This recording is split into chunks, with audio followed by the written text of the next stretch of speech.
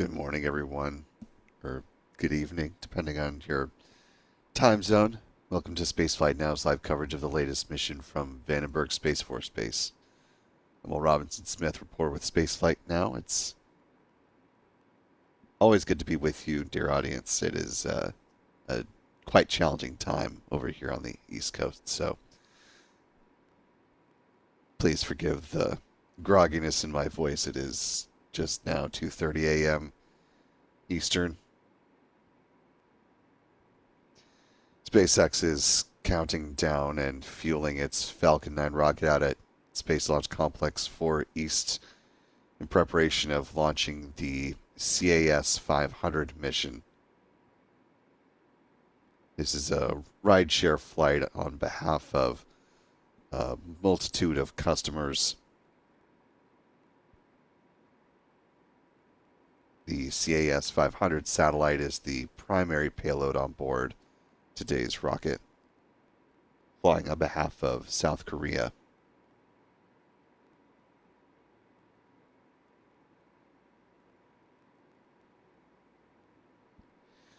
This is actually the third of the CAS500 series of satellites. The first two make up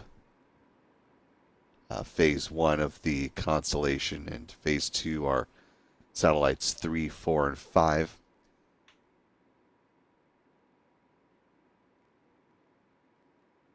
The first of these launched on a Russian Soyuz rocket back in early 2021. And the second was also set to fly on board a Soyuz rocket. However, that was prior to Russia's invasion of Ukraine, and as has been the case with multiple missions that were originally manifested onto Soyuz rockets, this particular satellite was demanifested from flying on a Soyuz and eventually put on a SpaceX Falcon 9, but because of schedule timing with the Falcon 9, this mission is flying here today after the CAS500-3 rocket or satellite launched on a South Korean Nuri rocket.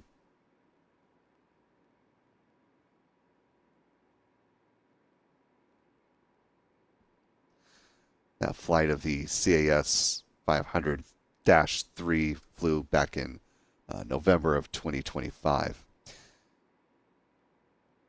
Currently 26 minutes, 3 seconds, and counting to the liftoff of this Falcon 9 rocket here today. At this point in time, SpaceX is a little more than 9 minutes into the fueling of its launch vehicle.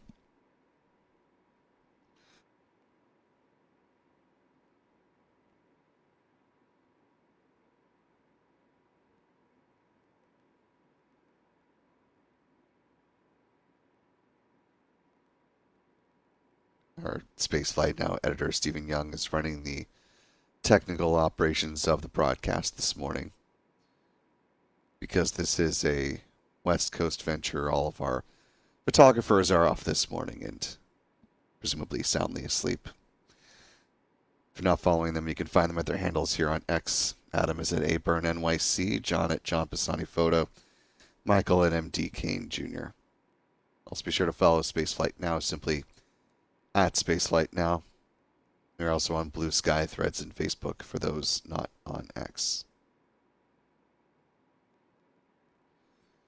Weather's not the most ideal for launch viewing today. However, SpaceX progressing with the countdown.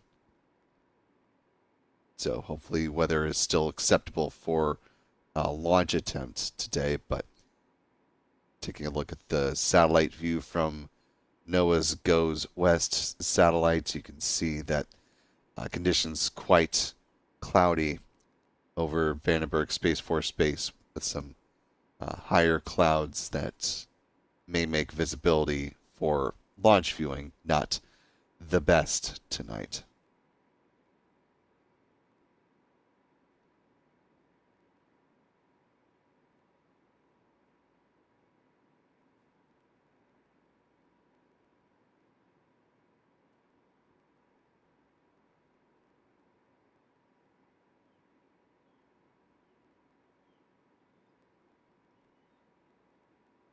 want to thank our moderator, Jeff Hansen, for being with us in the live chat here today.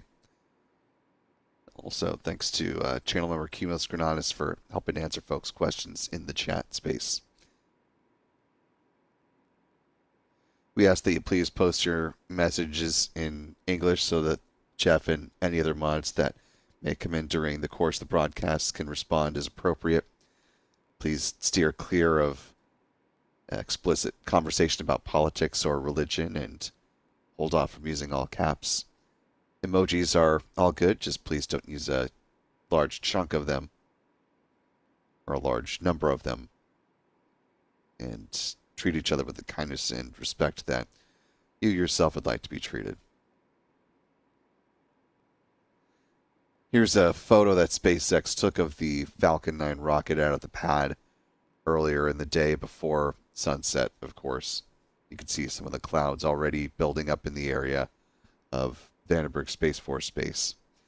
You'll note that the Falcon 9 upper stage in this photo does feature another one of those gray thermal protective bands that help to ensure that the propellant on board the Falcon 9 upper stage, the RP-1 rocket grade kerosene, stays warm during the long coast phase and doesn't freeze, as SpaceX has a series of 4 burns before the final deployment sequence begins. Here's a photo that the company shared taking a peek inside the 2 fairing halves. You can see a number of those satellites that are positioned around the payload adapter there, with the primary payload that is on board here today, the CAS500-2, in the position up top, referred to as the cake topper in SpaceX nomenclature.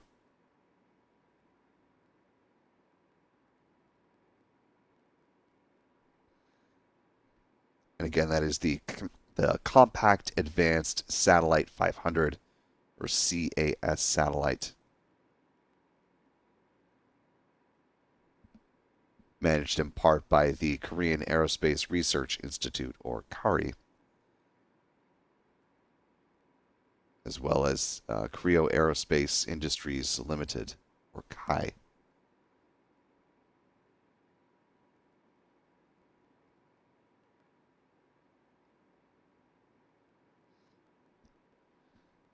The satellite clocks in at about 500 kilograms and is part of the South Korean Earth Observation Satellite Series. That's, again, the CAS500 mission.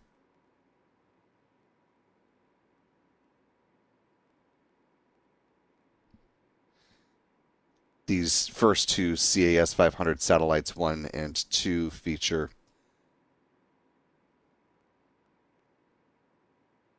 a high-resolution optical sensor that could measure in the visible and near-infrared ranges.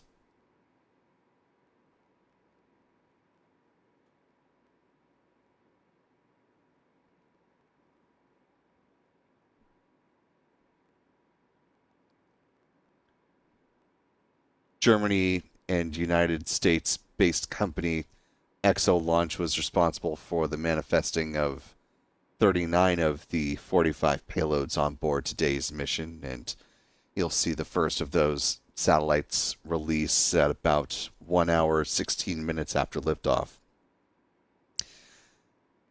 Somewhat like a transporter mission, aside from the name, this will have a fairly long deployment sequence once that does begin. The CAS500-2 satellite will be released at about 1 hour post-liftoff, and then everything else will progress, beginning at, again, the T plus 1 hour 16 minute mark.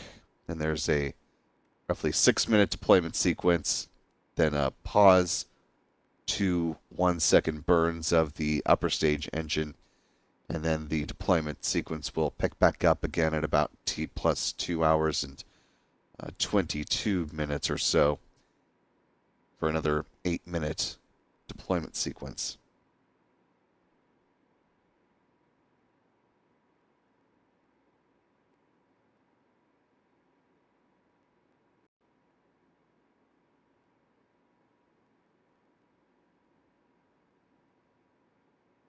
Keep this image up for a minute so you can continue to look at it while I acknowledge and thank our wonderful channel member community here on YouTube who help make this and every other live launch opportunity possible. So big thanks to folks like Marco Gennari, Mark P, Master Dad Bane, Chris Ridgeton, and many others. Channel membership comes with a number of perks, including discounts at our online shop, which is shop.spaceflightnow.com. Access to member-only videos here on YouTube, access to our members-only Discord server, and the ability to watch all of our live launch liftoff moments from here in Florida in 4K.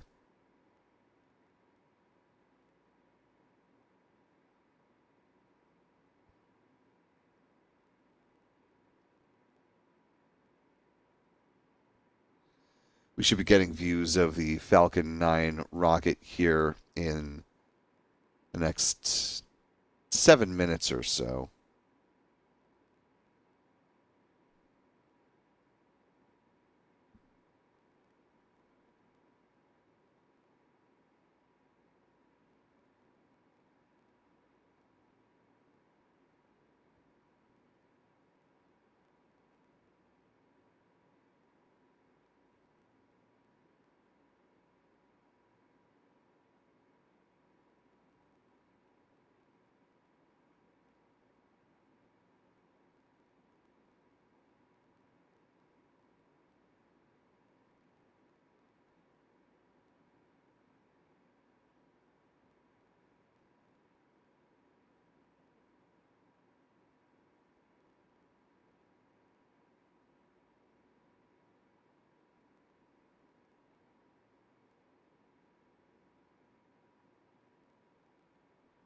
Currently in the count, we're T-minus 16 minutes, 16 seconds and counting.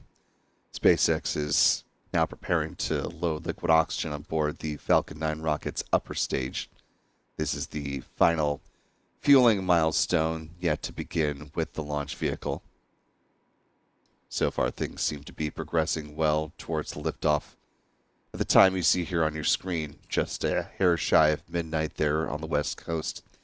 2:59 a.m. Eastern, 06:59 UTC for those joining around the world.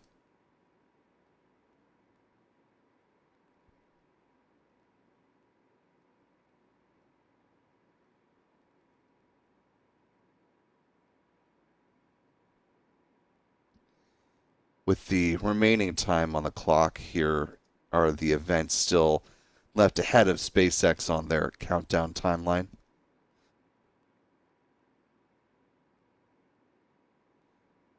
Coming up at T-minus 7 minutes is the engine chill sequence, when SpaceX will flow a small amount of liquid oxygen through the plumbing and turbo pumps on the 9 Merlin 1D engines at the base of the booster. And that helps to protect them from the risk of thermal shock and damage at startup. 6 minutes before flight, the first stage kerosene tank will be full. T-minus 4.5 minutes before liftoff be the strong back retraction. The clamp arms beneath the payload fairings will open up, and then the transporter erector will recline about 13 degrees away from the Falcon 9 rocket. Here at Vandenberg, it stays in that position up to and through liftoff. 3 minutes before flight, the first stage liquid oxygen tank will be full. Same will be true on the upper stage LOX tank at the 2-minute mark. At that point, the Falcon 9 rocket is fully loaded with 1 million pounds of propellant. In the final 60 seconds, as we hear the call that the Falcon 9 has entered into its automated startup, control of the countdown is handed over from the ground sequencer to the Falcon 9's onboard flight computers, and the propellant tanks are brought up to flight pressure. The SpaceX launch director will confirm their go for launch status at T-minus 45 seconds. The engine ignition command is granted at T-minus 3 seconds, and if all 9 Merlin engines are healthy and ignite as expected, the command will be given for the hold down clamps to release the Falcon 9 rocket for a T0 liftoff. Once again, coming up at the time you see here on your screen.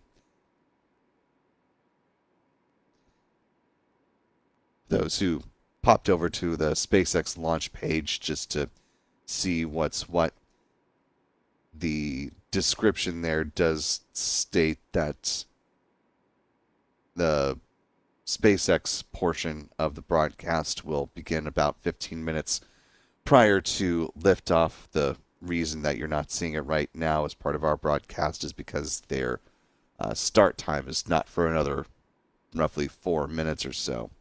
So it'll be a little bit additionally after that before we are able to see the path-level views of the Falcon 9 rocket. Once those do become available, we'll be sure to bring them in as part of our show.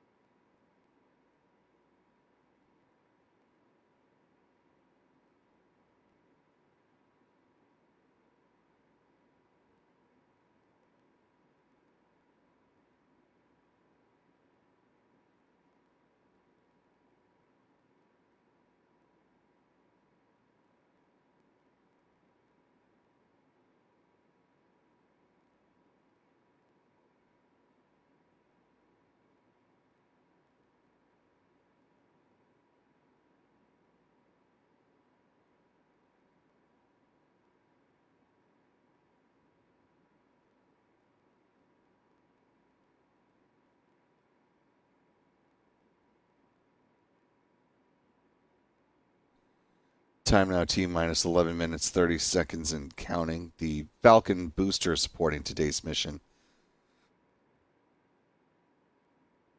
is among the most flown in the SpaceX fleet.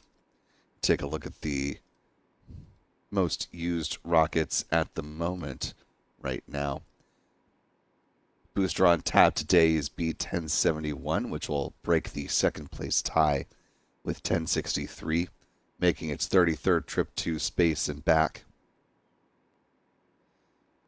For those in the vicinity of Central to Southern California, you may very much be aware of the and back part today, since SpaceX will be performing a booster flip and return for a touchdown at landing zone 4.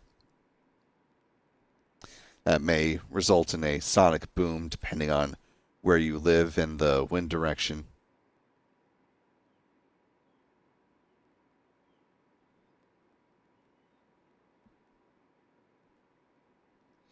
The booster set to return and touchdown back at landing zone 4 about 7.5 minutes after liftoff or so.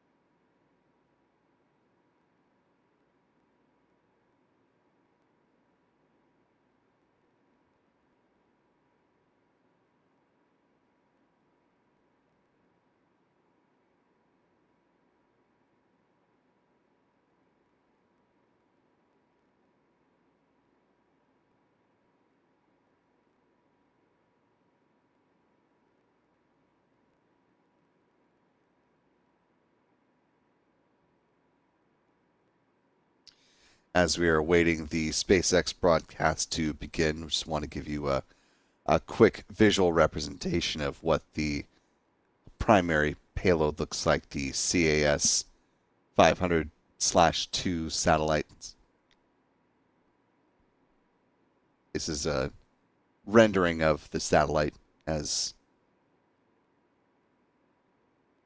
shown by the Korea Aerospace Industry Company.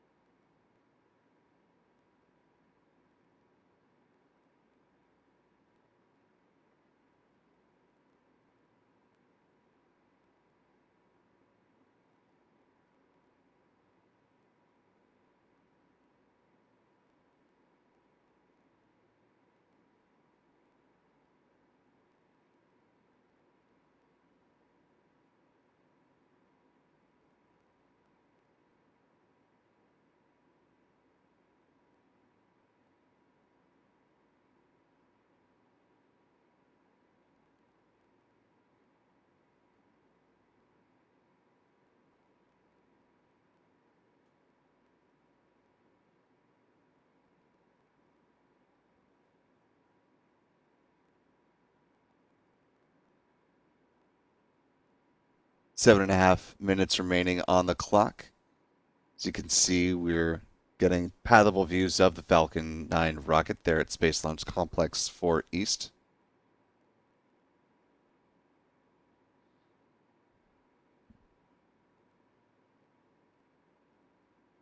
For those who have been following along with our broadcasts,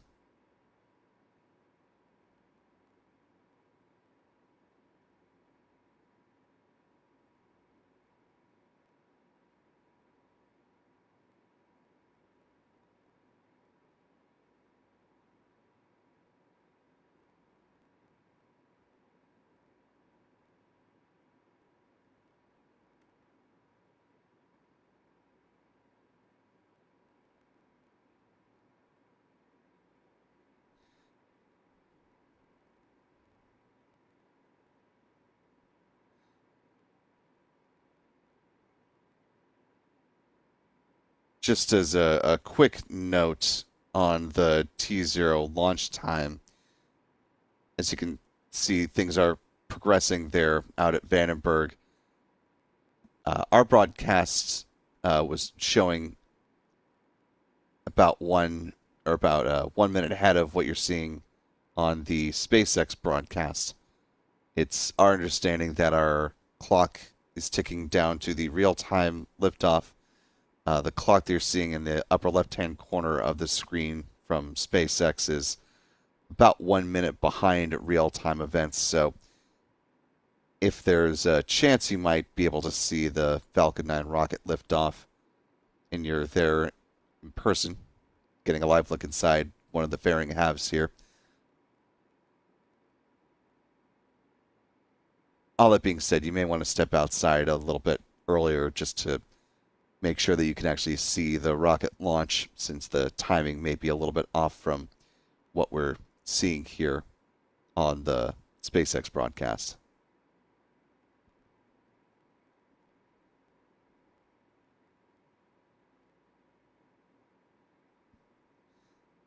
Little graphical overlay describing the flight history of the booster B-1071.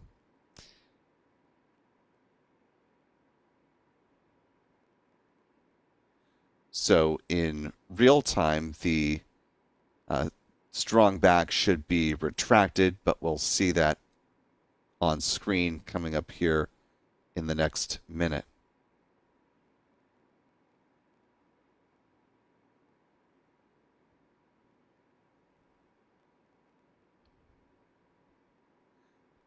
Very dark live picture here, but this is landing zone 4, where the booster will return.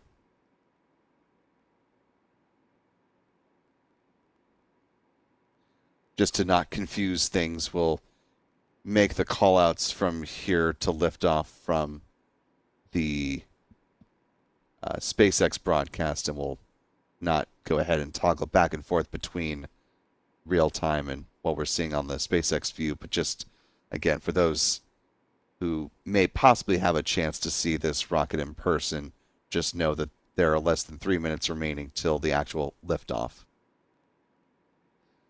There you can see the strong back retracting away from the rocket. Again, it'll recline about 13 degrees away from the vehicle.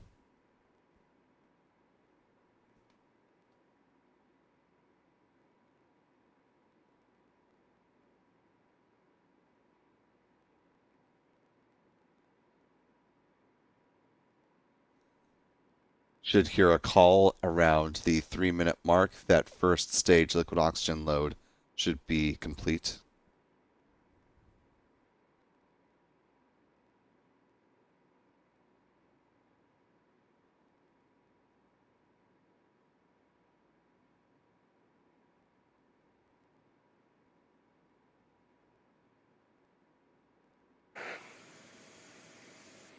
Stage 1 LOX load is complete. And there's Good call there. We should hear a similar call regarding second stage liquid oxygen load at around the 2-minute mark.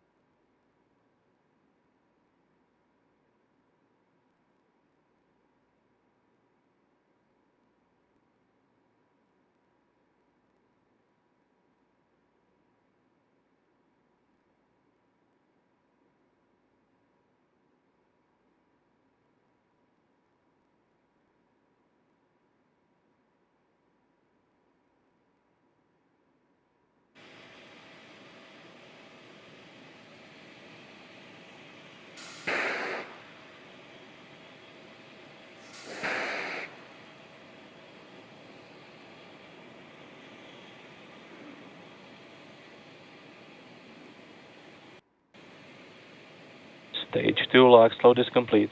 and there's And with that call, momentarily we should be seeing the additional venting from the strong back just now beginning. These are the ground gas closeouts. The release the remaining liquid oxygen from the feed lines there at the pad.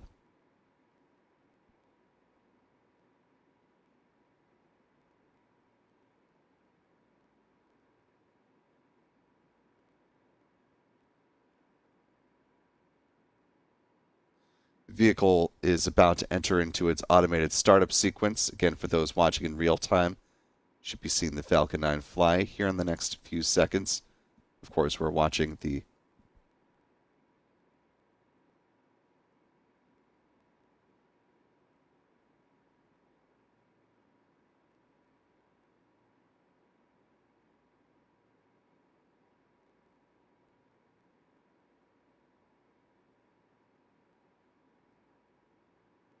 Now we're just waiting for the launch director. For launch. There it is. The launch director has given the final go for launch. So awesome news there. And we'll just sit back and wait for Falcon 9 to launch the CAS500-2 mission. T minus 30 seconds.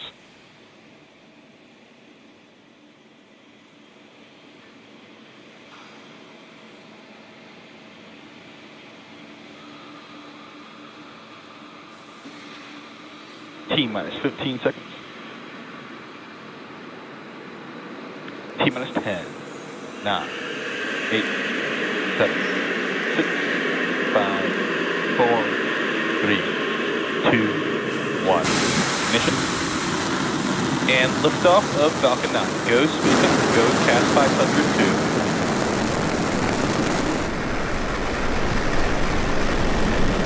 Vehicle is pitching downrange.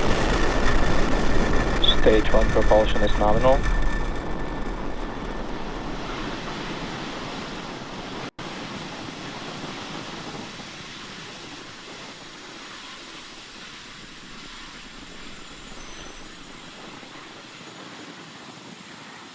At T plus 30 seconds into flight, Falcon 9 has successfully lifted off from SLC-4E at Vandenberg Space Force Base in California.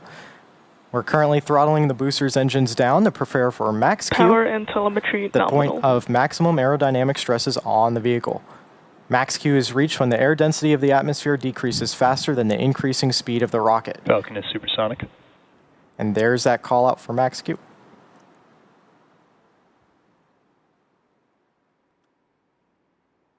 Max Q. There's the call out for max Q. From here on, even though the velocity is rapidly increasing, the atmospheric density is rapidly decreasing, resulting in less loads on Falcon 9. And coming up shortly, we're going to have several events happening in rapid succession. In order, these are MECO, stage separation, stage 1 flip, second engine start or SES1, the boost back burn, and fairing deploy. Main engine cutoff, or MECO, is where all 9 Merlin 1D engines shut down to slow the vehicle down in preparation for stage separation when the first and second stage separate. The stage 1 flip is when the booster turns itself around. We'll then see the boost back burn of the first stage, where the booster engines relight to send the booster back towards LZ4. And in parallel, the MVAC engine on the second stage will light, which will be called out as second engine start 1 or SES1. Now, this engine burn lasting several minutes will propel the second stage and the payload to orbit. And then finally, we will see the payload fairings jettison away from the vehicle. Now, that's a lot of major milestones, and we should see that sequence of events start in just a couple moments. MECO. Separation confirmed.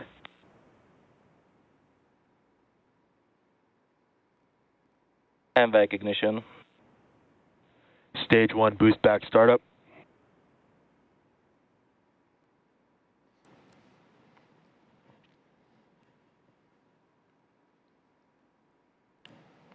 And there we All good calls so far. Nearing 3 minutes into flight. Coming up to fairing separation next. Just past the 3-minute mark in flight. Still a good boost back burn underway.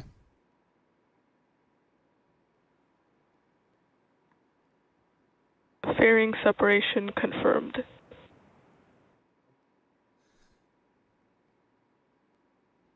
With the fairing separation, you can see one of those fairing halves just for a second in the glow of the Merlin vacuum engine.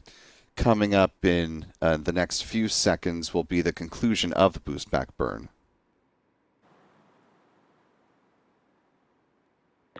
Stage 1 boost back shutdown. With the conclusion of the boost back burn, the first stage booster, tail number 1071, will continue on its path back to landing zone 4. The entry burn, which will be the reignition of 3 out of the 9 Merlin engines at the base of the booster to begin to slow that vehicle down. They will reignite at about T plus 6 minutes 13 seconds. And that burn lasts just a little more than 10 seconds in duration.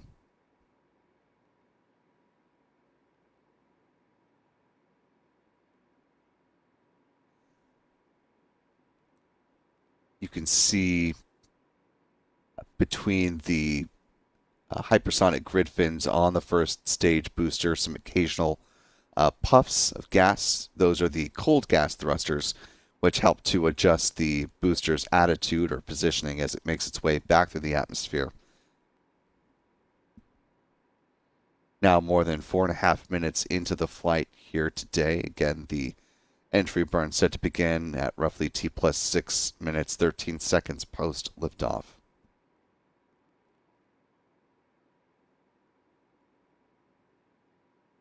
So far, a good flight of B-1071 on its 33rd outing for SpaceX. For those who weren't with us at the earlier part of the broadcast, the flight leader for SpaceX is a East Coast booster, B-1067, having flown a total of 34 times. Looking up through the interstage there on the left-hand side of your screen. On the right, now front and center, the Merlin vacuum engine on the rocket's upper stage.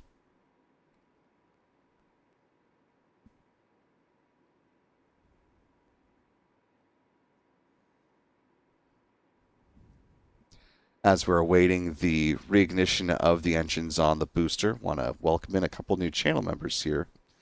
Welcome to Jenna SN95 and R.A. Pickett, both joining us with membership at the pad leader level. Welcome aboard. We're glad to have you with us.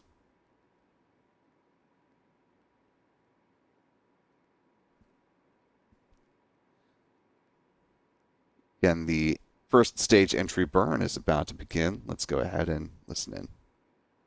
Stage 1 entry burn startup. There's a call out for that entry burn startup on the Falcon 9 first stage. This burn is set to last only 11 seconds, and again, it's just slowing down the vehicle in preparations for its final burn. Stage 1 entry burn and landing. shutdown. And with the conclusion of the entry burn, coming up next will be the single engine landing burn, which will take the booster down for hopefully a soft landing at landing zone 4. The flight termination system on the booster has been safed, no longer needed at this stage in flight.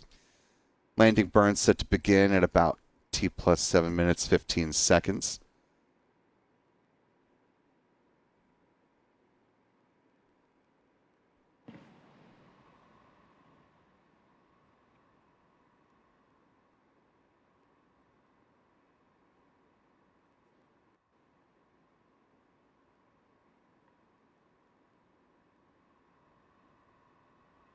Stage 1 landing burn.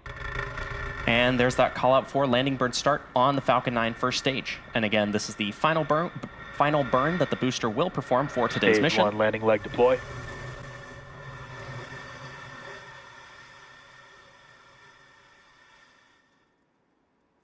Stage 1 landing confirmed. And fantastic news there. Another successful landing of this Stage Falcon. 2 has entered terminal guidance. Another successful landing of this Falcon 9 first stage. Coming up next, we are expecting the shutdown of the second stage MVAC engine. This is known as Second Engine Cutoff 1, or SECO 1. That touchdown we just saw represented the 34th landing over at LZ4 and the 608th booster landing for SpaceX to date. The Merlin vacuum engine will cut off here momentarily. Let's listen in.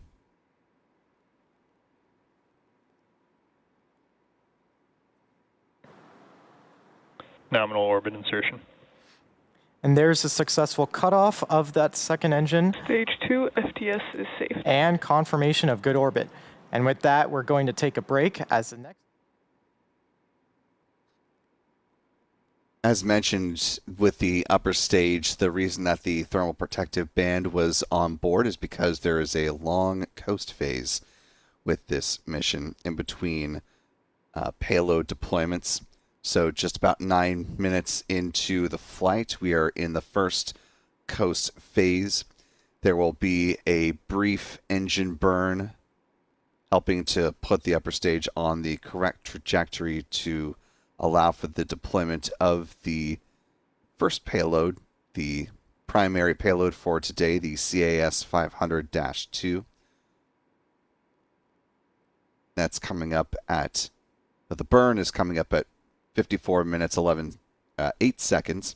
The burn lasts 3 seconds in duration. The satellite will be deployed about 5.5 minutes after the burn is complete. Then there will be another coast phase for around 16 or so minutes, and then the first big deployment sequence will kick off, lasting from T plus 1 hour, 16 minutes, 37 seconds until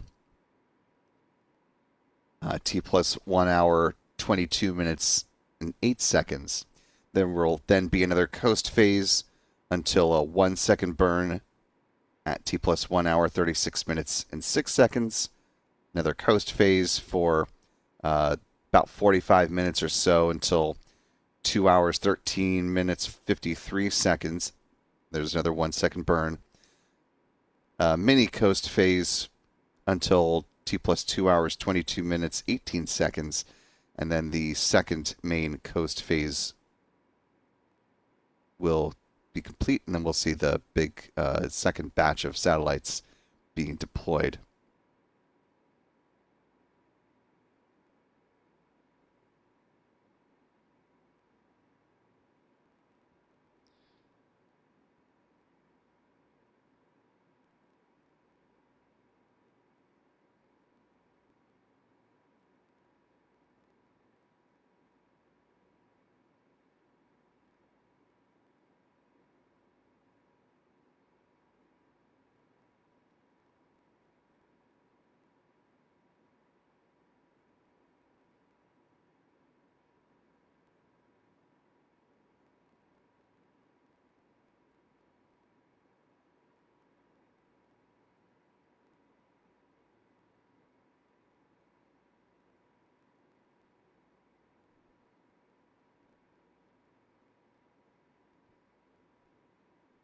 As we continue in this coast phase, you can see the Falcon 9 second stage is continuing along its path away from the California coastline, heading out on a southwesterly trajectory. The satellites will be deployed into a sun-synchronous orbit.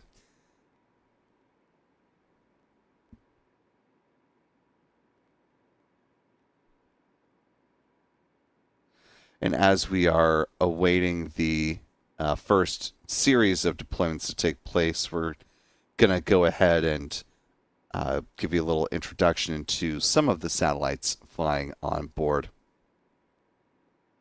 Just getting one of those introductory videos ready for you here in just a moment. This will be a representation of the series of Pelican satellites that are flying on behalf of Earth imaging company called Planet Labs.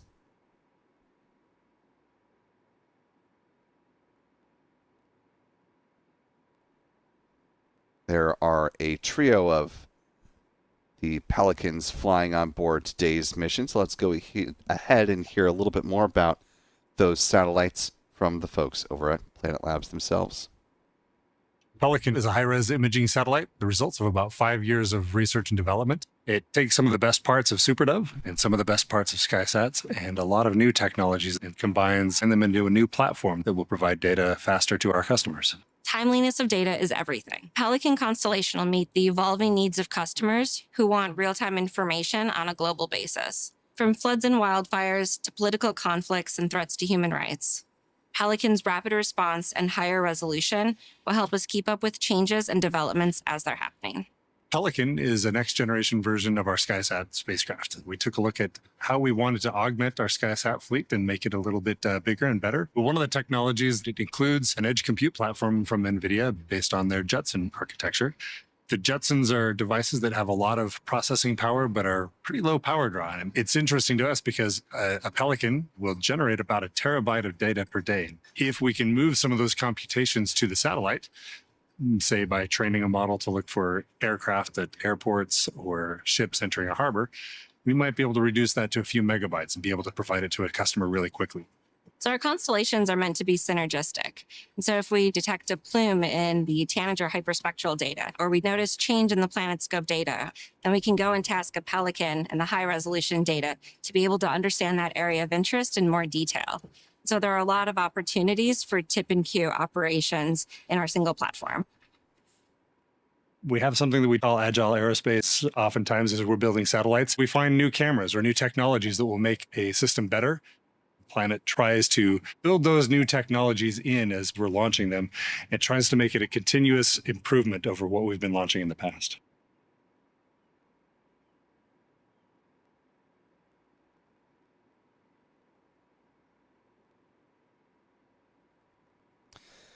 just as a quick note about the commentary within that video of what Planet Labs provides images of, there was a passing reference to being able to provide images and real-time intel on things like agriculture, and then there was a reference to conflicts.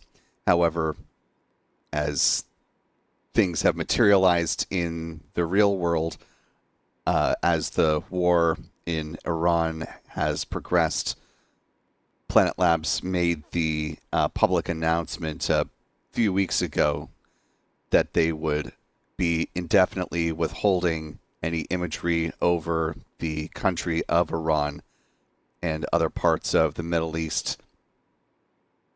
So the visual data that would be available to the public and to members of the press that are working to cover the ongoing war do not have that type of visual data to provide comparison and contrasting information on the status of infrastructure in the region before, during, and after potential impacts from the multiple players that are involved in this still ongoing conflict.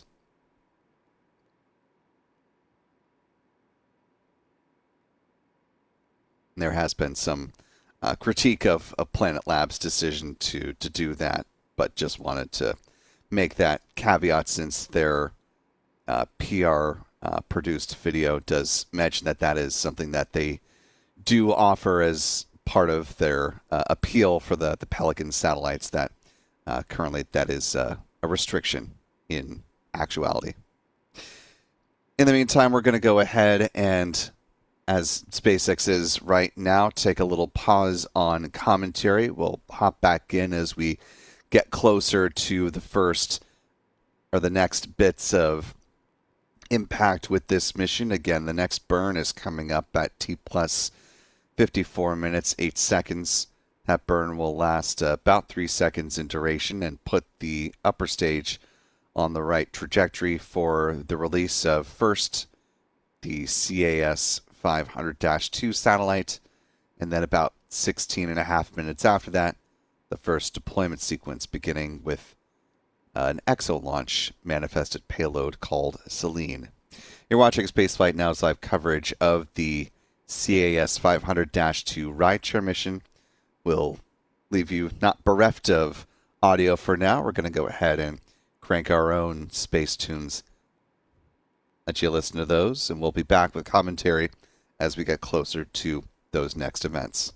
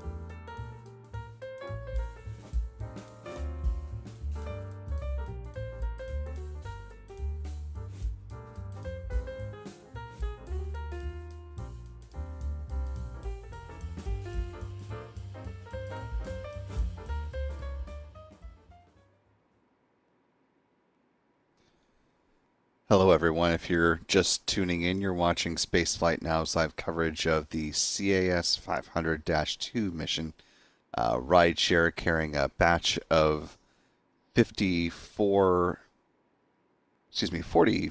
payloads on board, with the primary satellite being the aforementioned CAS500-2.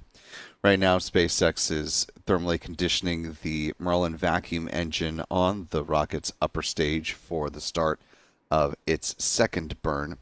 This burn will last just about 3 seconds in total, and that will help put this upper stage on the right trajectory to allow for the release first of the CAS500-2 satellite. Now will happen at T plus 59 minutes, 54 seconds. For now, though, we are standing by to the start of the burn.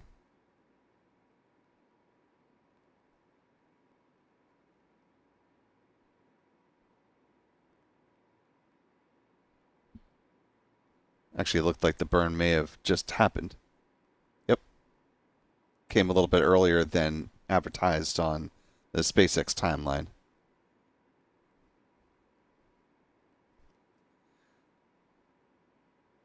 There's another coast phase between now and the deployment of the CAS500-2 satellite. This pause period here will last just about 6 minutes or so. So we'll go ahead and bring the tunes back up, pause on our commentary, and be back with you just ahead of the release of the first of 45 payloads.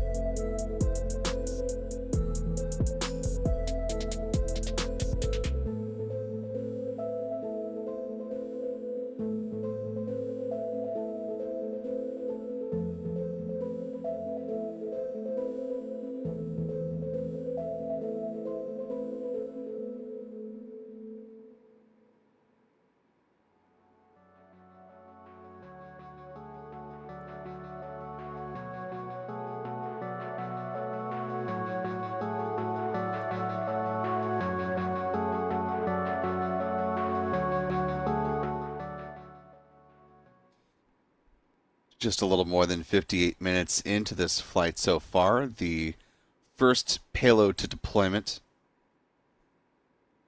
is coming up here in just about 1 minute's time, the CAS500-2 satellite. Let's go ahead and listen in. with an electro-optical payload designed to acquire high-resolution imagery to support a wide range of applications. Let's now watch as this payload is deployed in roughly 60 seconds.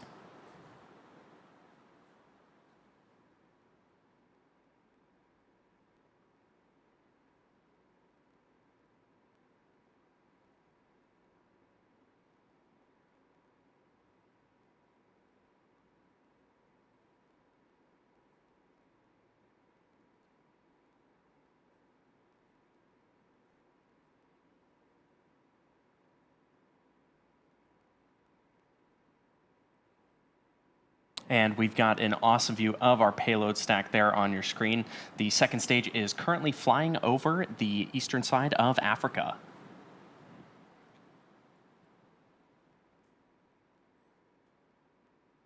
We're about 24 seconds now away from the deployment of CAS500-2.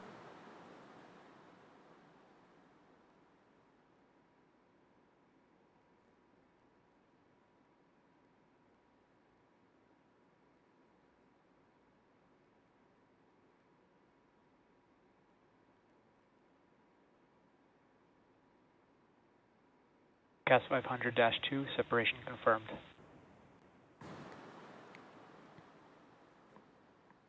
And there's that confirmation of CAS500-2 being deployed, and it is now on its way. But we still have another 44 payloads to deploy on tonight's mission. Now we have about 15 minutes before our next deployment sequence, so we're going to take another short break, and we'll be back around the T+1 hour and 12-minute mark.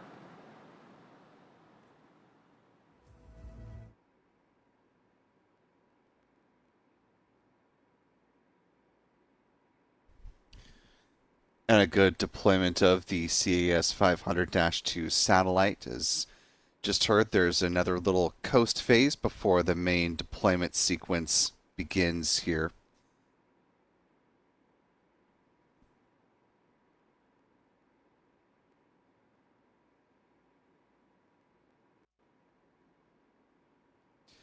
As we're getting ready to see the next series of satellites deploy, beginning with the Selene spacecraft manifested by ExoLaunch, there are a number of payloads that are going to be deployed from the Falcon 9 upper stage. We introduced you to the Pelican satellites earlier in the broadcast. Let's go ahead and hear more from another one of the satellite operators here today.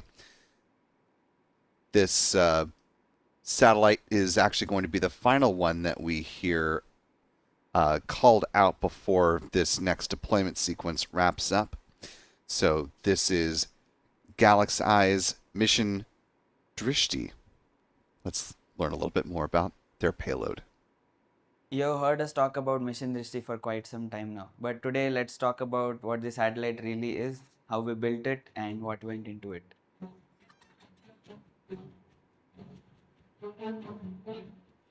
Mission Drishti, the world's first and only sync-fused opto-SAR imaging satellite, primarily housing two payloads, which is a SAR and a multispectral imager, performing synchronized fusion. One, the primary, which is the SAR.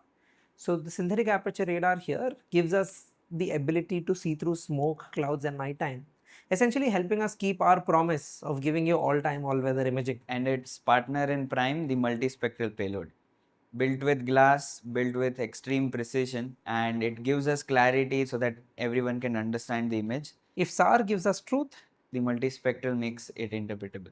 We built a satellite bus, not to be confused with a school bus, though both of them have great visibility even in fog. We built this bus with one of the strongest materials. We use aerospace grade aluminum, comprising of n number of resins, carbon fiber, and the satellite bus is also expected to survive extreme heat and extreme cold. We protect ourselves from the harsh sunlight by using some things like a thermal blanket. And everything is protected and inside a Faraday cage, which are practically enclosures for all the PCBs. Behind all of this, we have the onboard computer, essentially the brain of our satellite. Without it, the satellite is a piece of metal, and It communicates with all parts of the satellite, all components, payloads that are present, ensures that they're running and takes care of housekeeping, which is basically checking whether everything in the satellite is working fine or not. Mission Drishti is just a bunch of metal and some components launched to space. But with the onboard computer, it is alive. And unlike my laptop, it will never want to update and restart in the middle of a critical operation. It is not just alive, but it is agile. It's like how your friends help you walk after a wild party. Like every living system, it needs energy, which it gets with its huge solar panels. And this energy is stored in our high density battery packs. This is to ensure that the Drishti satellite never misses a sight, even in shadow. Lastly, we're not going to capture all this information to do nothing. We are going to ensure that this satellite is connected to the ground with a very long wire, so we ensure good quality. Never mind, just kidding. It is essentially a local and a global ground station network, a hybrid setup where our satellite wirelessly communicates with these ground station antennas, transmits the data at any point on Earth. So you don't have to worry about where you're sitting, what is the image you're capturing, or where the satellite is. An image is captured, it gets delivered to where you want. Even the orbit is designed with purpose. So it is a sun synchronous orbit. We image the same place at the same time that the sun is there on a regular basis. And the orbit is also designed to ensure minimum revisit time. That means we will reach your location again and again very quickly. Now, Mission Drishti, right? It's a mission. It's not just a beautiful object launched to space. It's an entire mission of our network of ground stations. It also involves our processing softwares, N number of computational models and analytics. the mission control room that we have in our facility, and about the team that has built it. All this together helps us take the raw data and provide analytics via the help of our AI intelligence. Eyes, Body, brain, nerves, path, ecosystem. This is Mission Drishti. All these values together, they help us deliver to our promise of all time, all weather and intuitive satellite imaging. We're very proud to be building what we're building here at all sorts of testing that we're conducting with extreme rigor and passion. Those successful results continue to boost our motivation. Stay tuned to know what's going on While we show you how we're testing our satellite and how we are shipping the satellite to be ready for the launch. and then beam down beautiful images that you'd love to see.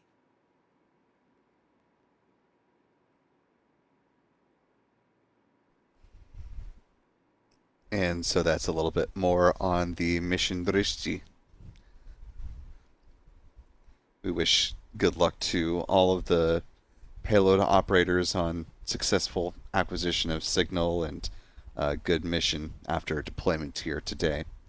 Currently T plus 1 hour, 6 minutes, 38 seconds in counting. We're just about 10 minutes away from the deployment sequence picking up. So let's go ahead and turn you back to the tunes for a little bit, and we'll be back with some additional commentary as SpaceX gets into that first batch of deployments.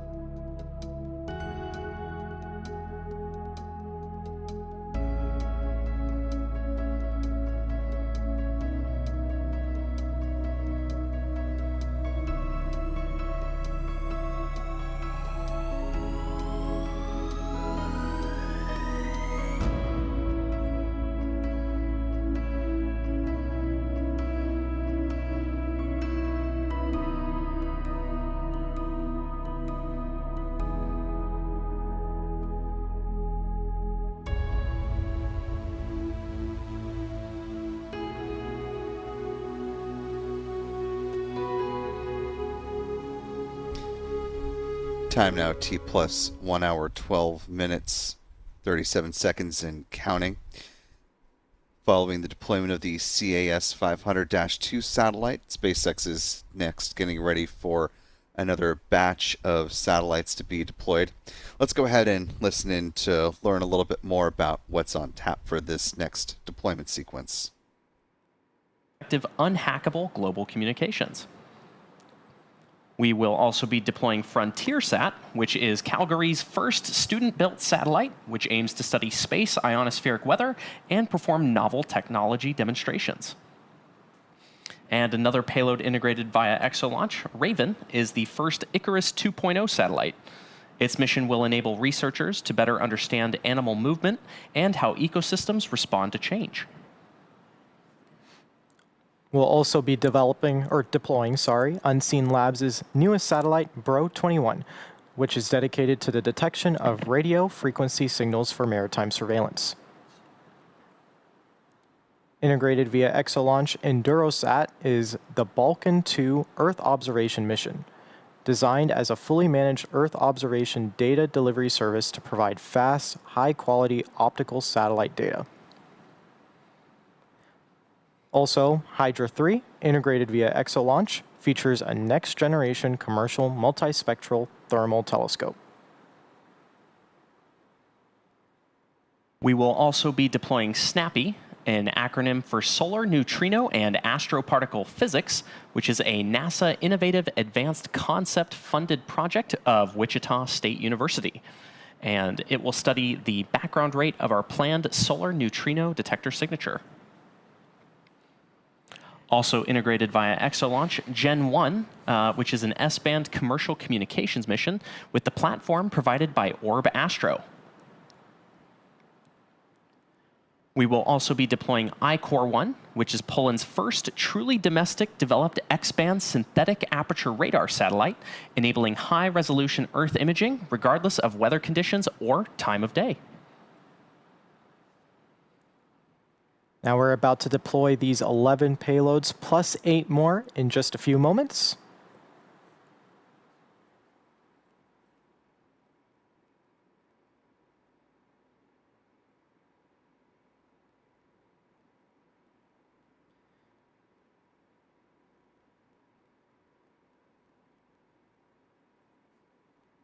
Getting some awesome views right now of our second stage of our Merlin vacuum engine.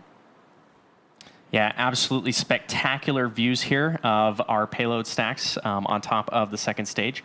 The second stage is currently flying over Eastern Europe.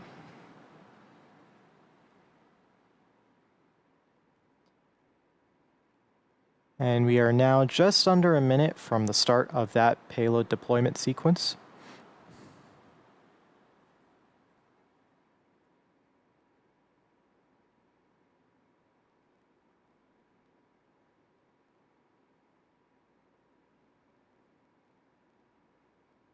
This is quite a view right now of all these payloads on top of our second stage. Yep, 45 total for today. Confirmed. Cube 2, deploy confirmed. Here we go. Deploy confirmed. Helios, deploy confirmed.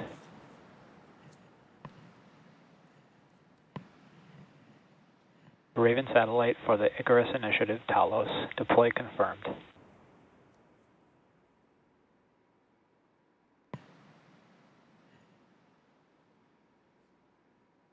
Brow 21, deploy confirmed.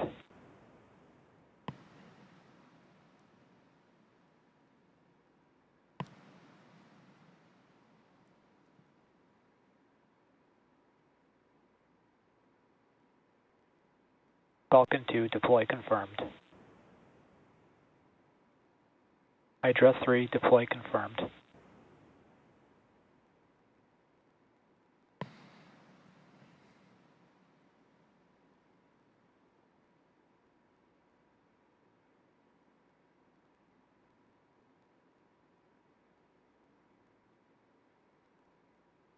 Snappy, deploy confirmed.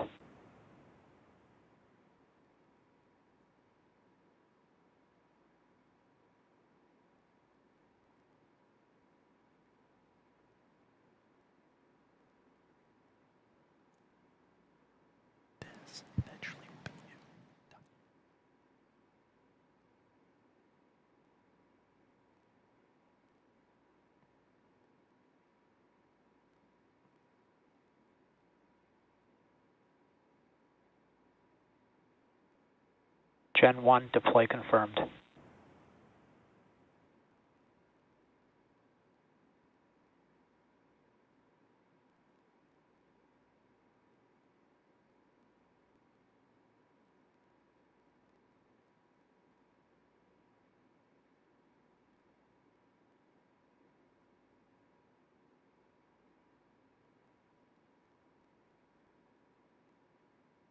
Link Tower 7 deploy confirmed.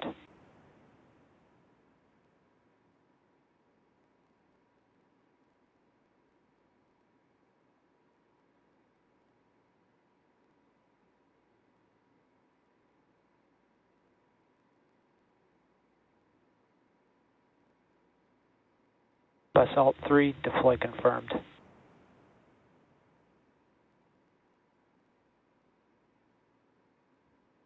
Expected LOS.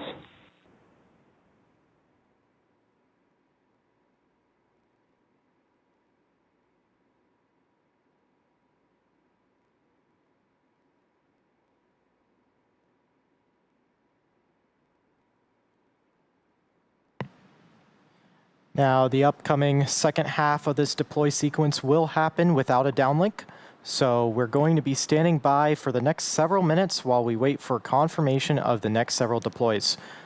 We'll see you back here in a little under 10 minutes.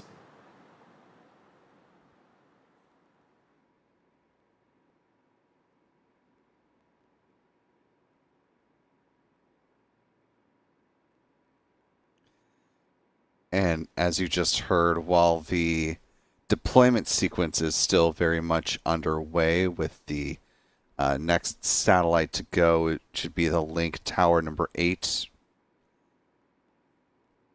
That's part of a series of satellites from Link Global to create a constellation for direct-to-device connectivity. Unfortunately, we're not going to be seeing the live deployment of some of those bigger white satellites. The next two that are set to fly, actually one having just gone, if the timeline holds, and the next one in about 2 seconds. Those are the Pelican 8 and Pelican 7 satellites from Planet Labs. We heard a little bit about those earlier. Actually, since those have just deployed in Pelican 9, the final Pelican satellite on this mission is set to deploy in the next couple of minutes. Going to call an audible to editor Stephen Young, who's managing the technical operations of the broadcast. If we can go ahead and bring back that video from Planet Labs to learn a little bit more about the Pelican satellites, we'll go ahead and bring that into the broadcast here while SpaceX is in this period of comms blackout. Pelican is a high-res imaging satellite, the results of about 5 years of research and development. It takes some of the best parts of SuperDove and some of the best parts of SkySats and a lot of new technologies and combines them into a new platform that will provide data faster to our customers. Timeliness of data is everything. Pelican Constellation will meet the evolving needs of customers who want real-time information on a global basis, from floods and wildfires to political conflicts and threats to human rights. Pelican's rapid response and higher resolution will help us keep up with changes and developments as they're happening. Pelican is a next-generation version of our SkySat spacecraft. We took a look at how we wanted to augment our SkySat fleet and make it a little bit bigger and better. But one of the technologies that includes an edge compute platform from NVIDIA based on their Jetson architecture. The Jetsons are devices that have a lot of processing power, but are pretty low power draw. And it's interesting to us because a Pelican will generate about 1 terabyte of data per day. If we can move some of those computations to the satellite, say by training a model to look for aircraft at airports or ships entering a harbor, we might be able to reduce that to a few megabytes and be able to provide it to a customer really quickly. So our constellations are meant to be synergistic. And so if we detect a plume in the tanager hyperspectral data, or we notice change in the planet scope data, then we can go and task a Pelican and the high resolution data to be able to understand that area of interest in more detail. So there are a lot of opportunities for tip and queue operations in our single platform. We have something that we call agile aerospace. Oftentimes as we're building satellites, we find new cameras or new technologies that will make a system better. planet tries to build those new technologies in as we're launching them and tries to make it a continuous improvement over what we've been launching in the past.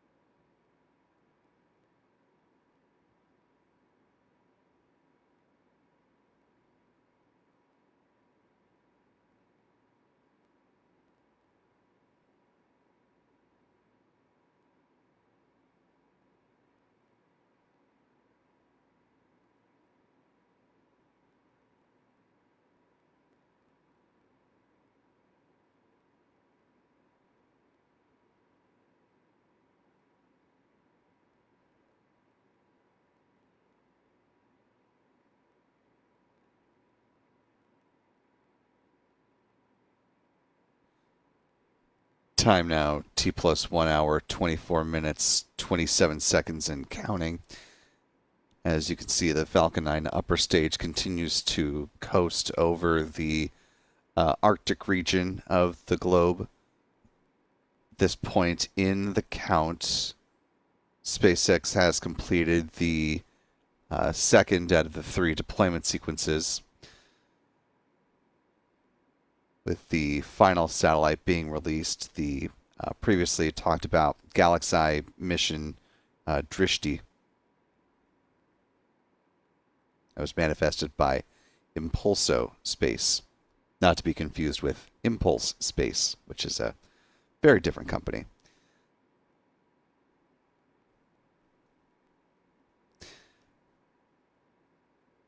There are 45 satellites that were manifested onto this mission. 39 of those were done by EXO launch, and you can see a variety of their deployment mechanisms that are laid out here on the table. They have facilities across the globe, but principally in Germany and here in the United States. Depending on the type of payload that is being deployed, as we can see in the background there, a series of deployment mechanisms for smaller CubeSats and microsats, as well as some of those larger rings, which ExoLaunch calls its carbonix separation rings, which use a shock-free deployment type system. Some of the larger ones are called their Carbonix Neo, which they describe them as featuring, quote, a stronger and stiffer clamp ring design capable of withstanding higher loads for satellites up to 1,400 kilograms.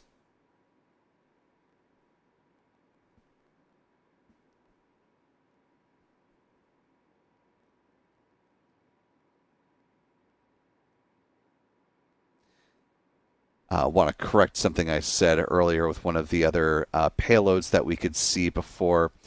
The larger white satellites, not Pelicans. These are actually the satellites from Loft and Earth Daily, working on a partnership here for a series of Earth observation satellites, which is a common theme that you'll hear across a number of the payloads on board today's flight. Lots of missions looking back down at our little blue marble here in the solar system that provide a different variety of Earth observing capabilities and imaging in a variety of different modes.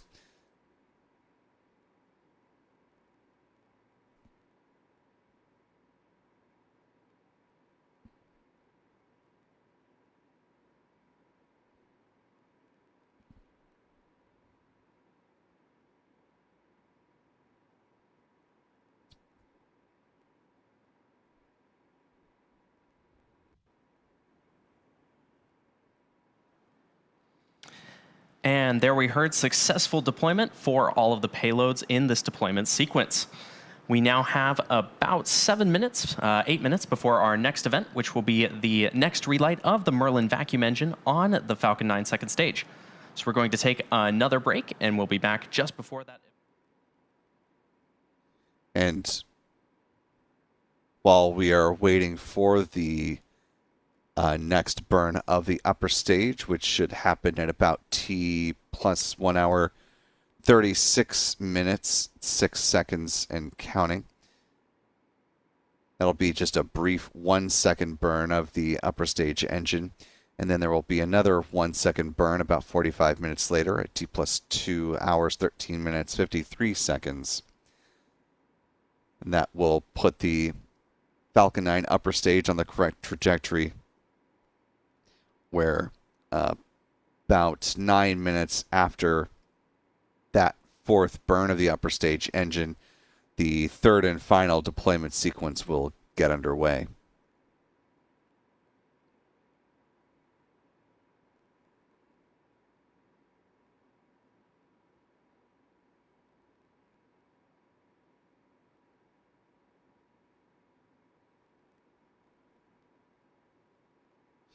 For now, we're going to pause in our commentary for the next few minutes, bring the space jams back into the playing, and we'll be back with additional commentary ahead of the third out of 4 burns for this mission.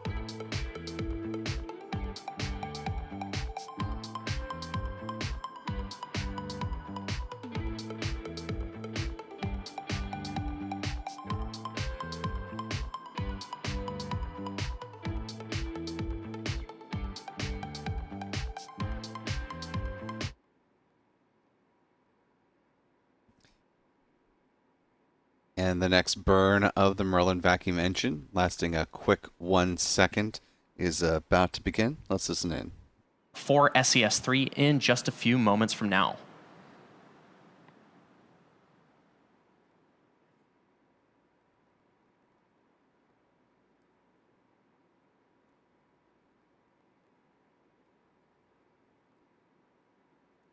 And there we've got views of the MVAC engine there on your screen.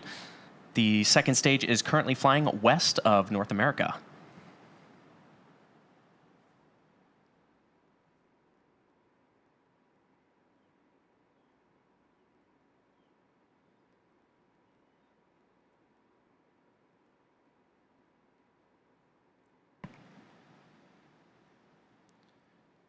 Should be hearing that call out for SES-3.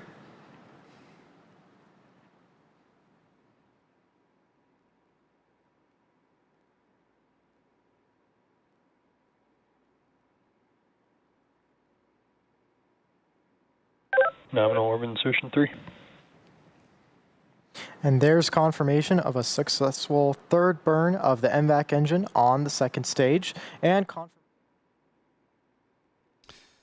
with those milestones now behind them, the fourth and final burn prior to the next deployment sequence is set to take place at T plus 2 hours, 13 minutes, 53 seconds. Again, there will be another 1 second burn of the upper stage engine, and then the next deployment sequence will begin about 9 minutes after that. So we're going to go ahead and pause once again on our commentary, and we'll be back with you a little bit closer to the start of that next burn. You're watching Spaceflight Now's live coverage of the CAS500-2 mission, rideshare of 45 payloads, hosted by SpaceX.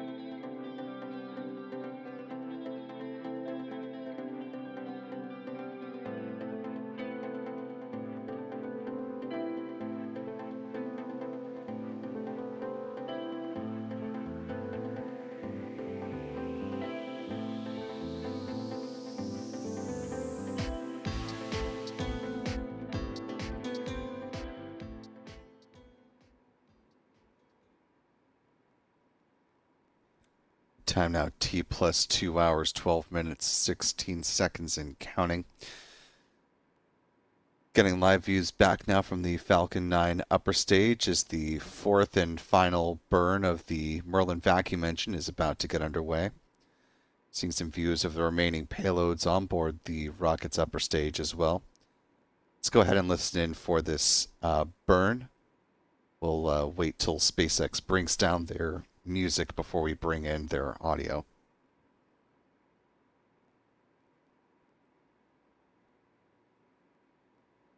Back to our live coverage of the CAS500-2 mission. It's been a great launch and overall mission so far. We've had 3 successful burns of our MVAC engine on our second stage, and we just had our 4th. This 4th burn lasted only 1 second and altered the vehicle's trajectory just slightly to be in the proper orbit for this next deployment sequence. Nominal orbit insertion 4. And there's that call out for nominal orbital insertion. So we have our final payload deploy sequence coming up shortly at around the T plus 2 hour and 19-minute mark. So we'll be back in just a few minutes.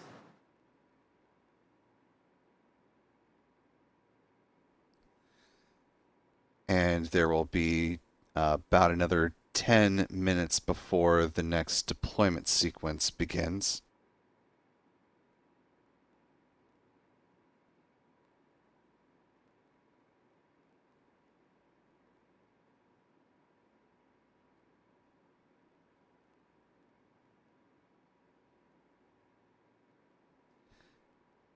As you mentioned before, a number of the satellites that are on board this particular Falcon 9 rocket are Earth observation satellites.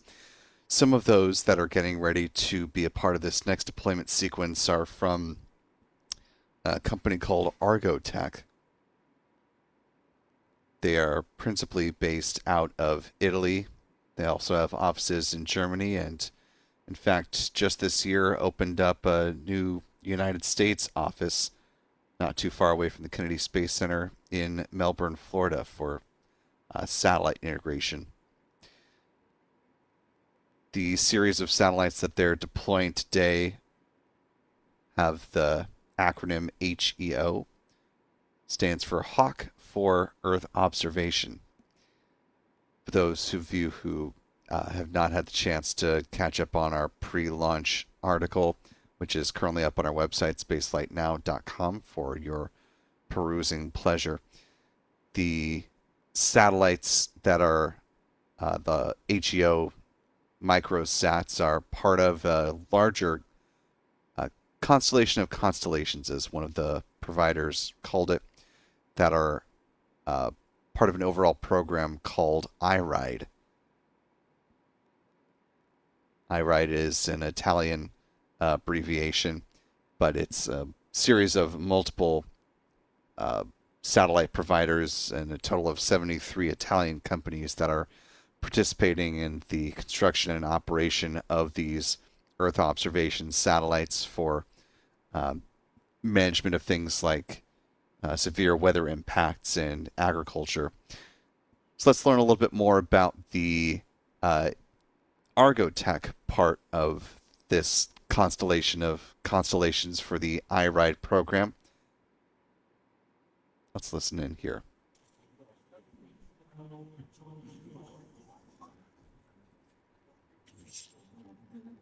È iniziato il countdown verso il lancio del secondo batch di EO, parte del programma Iride, e come technical lead mi occupo di coordinare le attività ingegneristiche dal supporto alla produzione fino all'operatività in orbita. I satelliti che stiamo per lanciare, così come quelli del batch 1, orbiteranno intorno alla Terra a circa 600 km di quota, viaggiando a 7 km al secondo. Ciò significa che sono in grado di completare un giro intorno alla Terra in circa un'ora e mezza. Così come gli 8 satelliti già in orbita, anche questo secondo batch opererà in un'orbita eliosincrona, il che significa che ogni satellite passerà sullo stesso punto della Terra alla stessa ora locale. In parole semplici, questo significa osservare la Terra sempre nelle stesse condizioni di illuminazione, cosa fondamentale per confrontare le osservazioni nei diversi passaggi. Aumentare i satelliti nella nostra costellazione comporta due vantaggi. Il primo è quello di poter osservare l'Italia in diversi momenti. Il secondo è quello di diminuire il cosiddetto tempo di rivisita, ovvero il lasso temporale che interpassa tra due passaggi dei nostri satelliti sull'Italia. Questa capacità è fondamentale per il monitoraggio ambientale e climatico, per comprendere l'evoluzione del territorio e per supportare resilienza e sicurezza nazionale con dati frequenti e affidabili. Man mano che la costellazione aumenta anche la nostra capacità di osservare la Terra in maniera sempre più efficace. Il traguardo più importante è sicuramente quello del lancio del primo batch, avvenuto a giugno dello scorso anno, che è stato un po' la chiosa degli sforzi e del lavoro che è stato fatto con molto impegno da me, ma da tutto il team, e sicuramente ottenere i primi dati da questi satelliti è stato significativo. Continuate a seguirci per raggiungere l'orbita insieme a noi.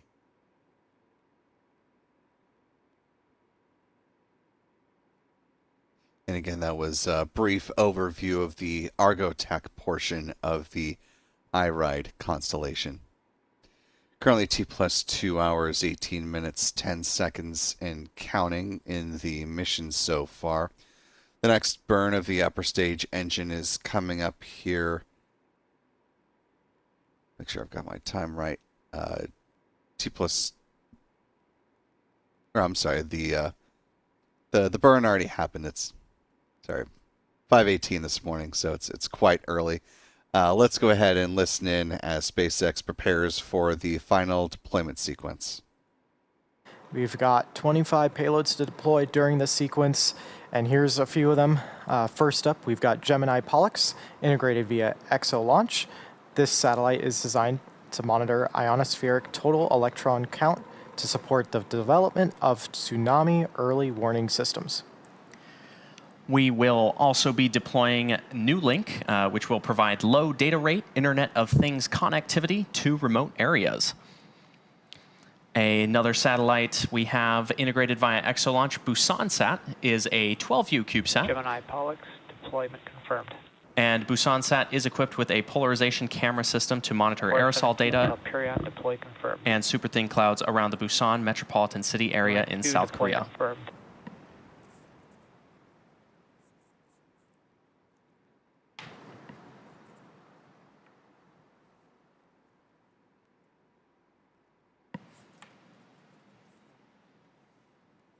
BusanSat, deploy confirmed.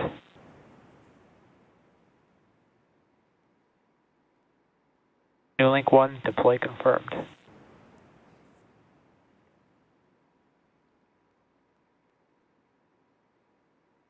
Pearl 1B, deploy confirmed.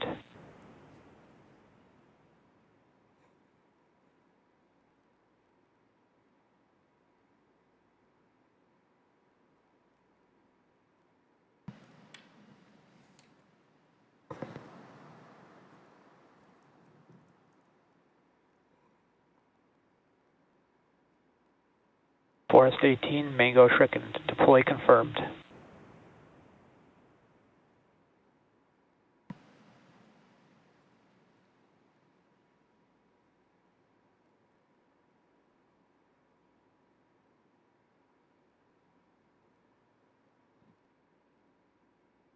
Pearl 1A, deploy confirmed.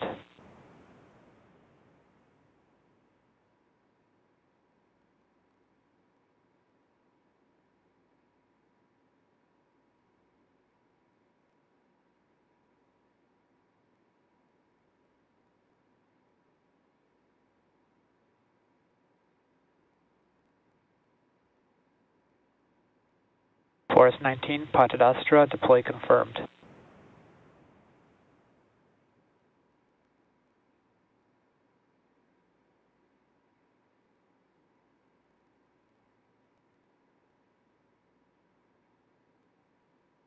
EO7, deploy confirmed.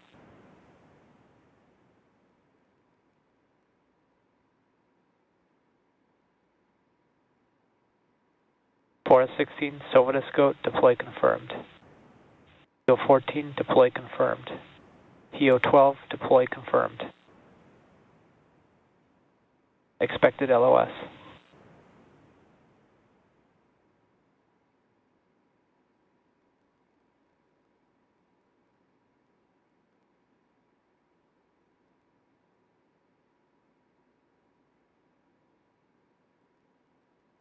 HEO 13 and HEO 10 deploy confirmed.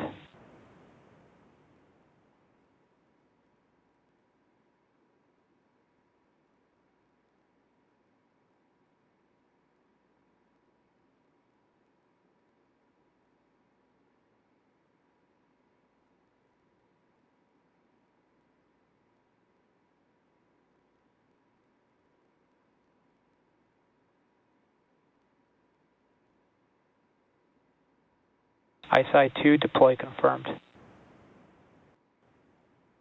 ISI-1 deploy confirmed.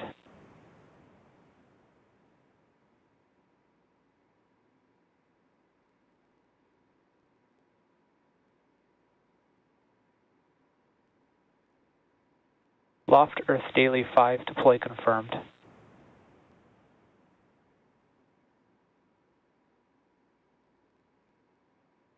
Loft Earth Daily 6 deploy confirmed.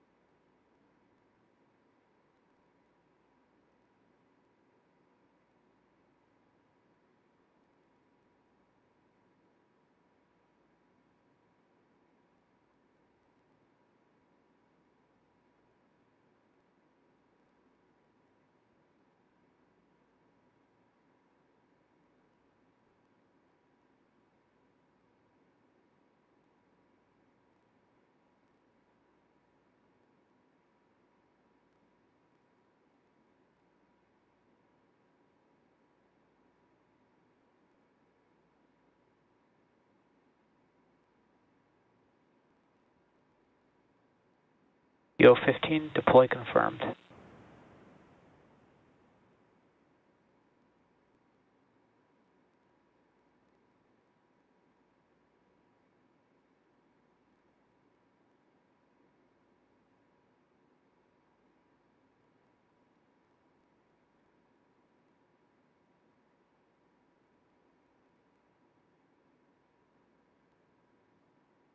Loft Earth Daily 2 deploy confirmed.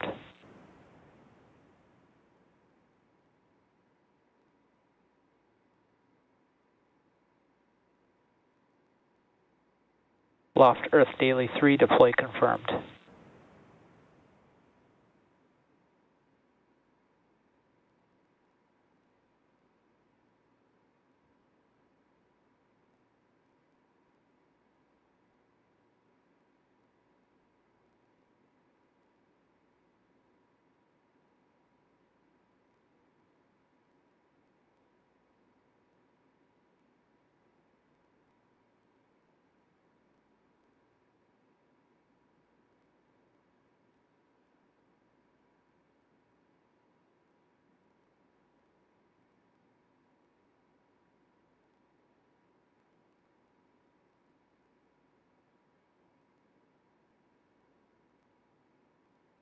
HEO 11 deploy confirmed.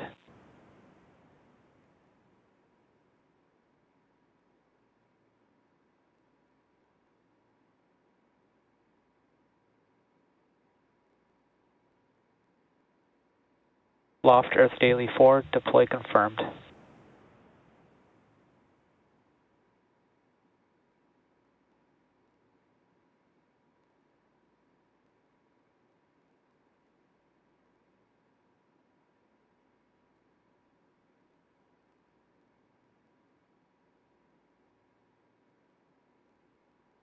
Loft Earth Daily 7, deploy confirmed. All deploys from deploy event 3 successful.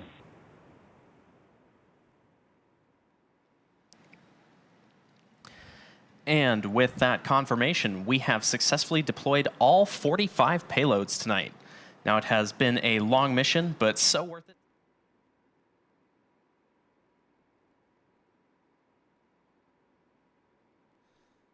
And with the completion of the satellite deployment sequences, let's go ahead and turn now to the mission stats as they currently stand, with a good liftoff and landing of the first stage booster.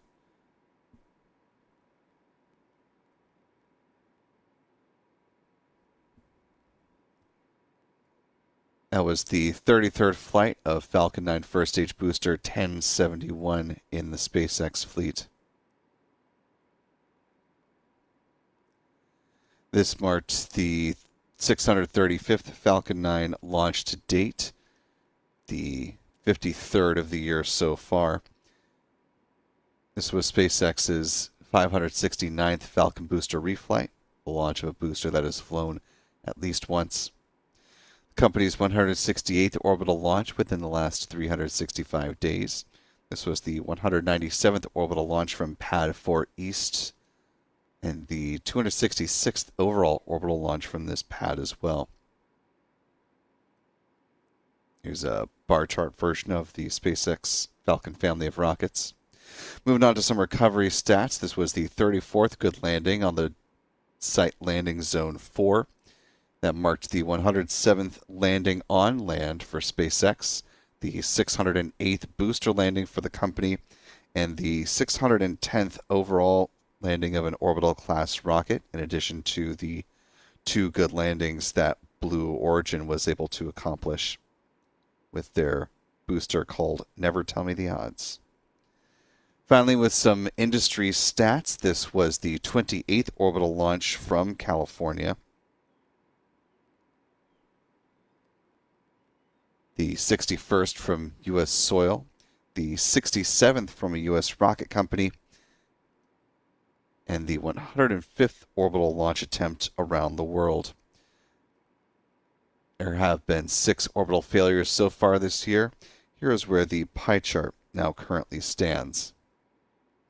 And with that, my friends, that will do it for our coverage of the CAS500-2 mission. Appreciate all of you who've either stayed up late or got up early with us for this launch. Thanks to our moderators in the chat, to M. Teresa, Jeff Hansen, and Aussie Space Girl, who were with us throughout the course of the coverage, and to Cumulus Granatus as well for answering folks' questions in the chat. Thanks to our Spaceflight Now editor, Stephen Young, for running the technical operations of this broadcast. And most importantly, thanks to you for wherever you've been watching from. We appreciate your time and attention and look forward to welcoming you back in here when next we have a launch to cover. For all of us here at Spaceflight Now, I'm Will Robinson Smith. Remember, be good to yourselves, be good to others, and we will see you next time, folks. Until then, bye-bye.